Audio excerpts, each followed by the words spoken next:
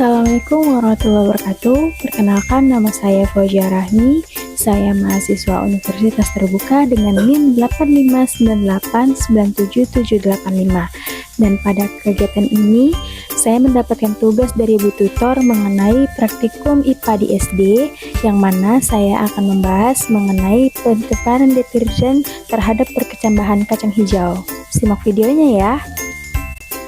Sebelum memulai percobaan, adapun alat dan bahan yang teman-teman butuhkan yaitu sebanyak 10 buah gelas kimia, ada tisu secukupnya, kertas timah secukupnya, dan adapun deterjen, dan kacang hijau yang sudah kita rendam semalaman, dan ada juga air secukupnya. Itu adalah alat dan bahan yang kita butuhkan untuk melakukan percobaan.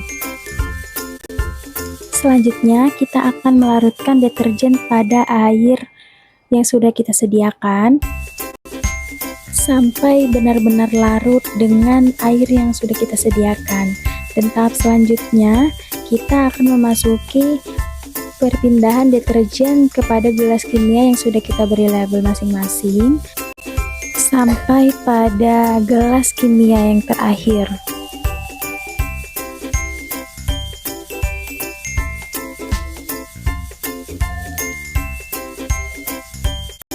Nah, ini adalah gambaran setelah kita mencampurkan deterjen dan air untuk tahap percobaan kita.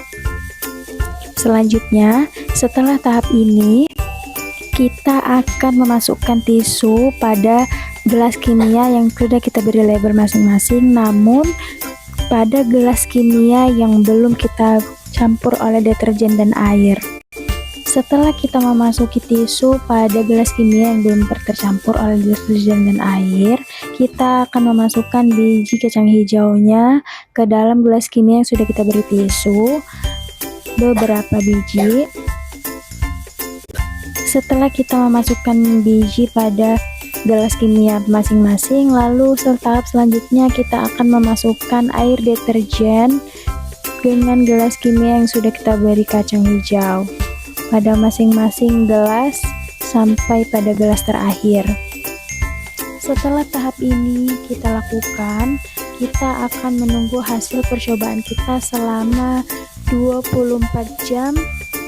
Nah, setelah kita diamkan selama 24 jam, kita akan melihat perubahan pengaruh deterjen terhadap perkecambahan kacang hijau.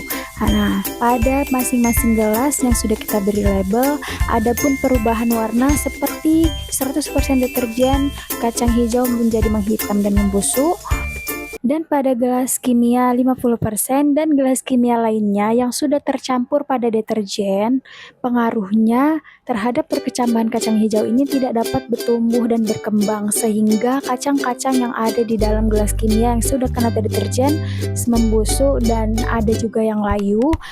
Dan berbeda lagi dengan hasil SPDAM atau tanpa campuran deterjen, kacang hijau masih pada bentuk semula dan tidak membusuk dan mulai mengeluarkan cabang kecil. Nah, kita sudah bisa melihat seperti apa dampak deterjen pada proses perkecambahan, yaitu menghambat pertumbuhan dan proses perkembangan pada kacang hijau.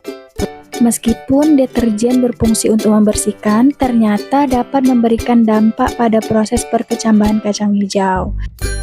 Sekian video presentasi mengenai praktikum IPA di SD saya kali ini. Semoga bermanfaat. Terima kasih. Assalamualaikum warahmatullahi wabarakatuh.